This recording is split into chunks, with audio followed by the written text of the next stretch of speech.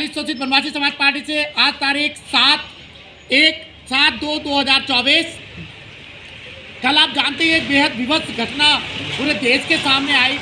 हरदा मध्य प्रदेश से पटाखे की फैक्ट्री में विस्फोट हुआ और उसमें 11 लोगों की अब तक मरने की सूचना है और 85 लोग गंभीर रूप से घायल हैं। यहाँ ध्यान देने वाली बात यह है, जो पीड़ित हैं वो बता रहे थे कि स्थानीय प्रशासन को, जिला प्रशासन को, डीएम साहब को कई बार शिकायतें दी गई। भरी आबादी में ये फैक्ट्री कैसे चल रही है, बारूद की फैक्ट्री, पटाखे की कैसे चल रही है, लेकिन कोई सुनवाई नहीं हुई, कोई कार्रवाई नहीं हुई।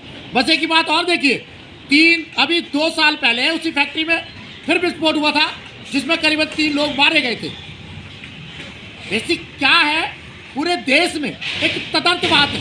सत्ता माई बाप जो अधिकारी लेकर चपरासी से मुख्य सचिव तक बैठा हुआ है, सब ये सोचते हैं कि मुझे ना करना पड़े कुछ, मुझे जिम्मेदारी ना, मुझ पर जिम्मेदारी ना आ पड़े।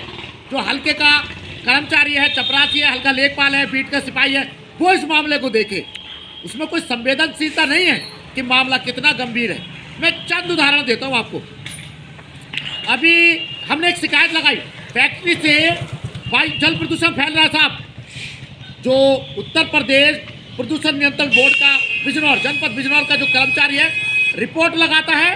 तो अभी हमने स्थलीय निरीक्षण किया फैक्ट्री का, फैक्ट्री निर्माणाधीन पाई गई और उसको निर्देशित किया गया कि पर्यावरण के कानूनों का पालन करें, पर्यावरण के उसके नियमों का ध्यान रखें निर्माण के दौरान। जबकि 2 साल से फैक्ट्री चल रही है और भीषण प्रदूषण कर रहे हैं।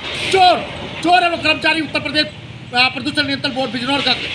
हमने शिकायत करी ग्रीन बेल्ट में पेड़ कैसे कट रहे हैं आम के, हमने शिकायत कर दी। अब पेड़ का बाग साफ हो गया। गजब, कोई पूछने वाला नहीं, कोई कहने वाला नहीं। हमने एक शिकायत की, पंजीकृत श्रमिक को 2 लाख बीमा, 3 साल से धक्के खा रहा है। वो बेचारा मेरे पास इसलिए आया था कि श्रमिक विभाग के कर्मचारियों ने उससे कहा अपनी मृतक बीवी का नाम उसमें जुड़वाओ राशन कार्ड में, तब तुम्हारा बीमा मिलेगा। मैंने उसे बताया अगर जुड़वा दिया ना तो जेल जाएगा 420 में।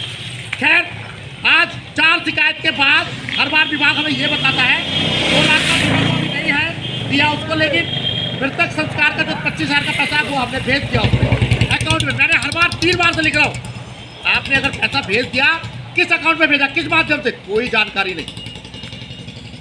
क्या है यहाँ पे एक अच्छी व्यवस्था ये है, चलो उत्तर प्रदेश में कि IGRS पोर्टल जो है, मुख्यमंत्री शिकायत पोर्टल जो है, वहाँ एक 15 दिन बाद जांच अधिकारी शिकायत देने के लिए बाध्य है।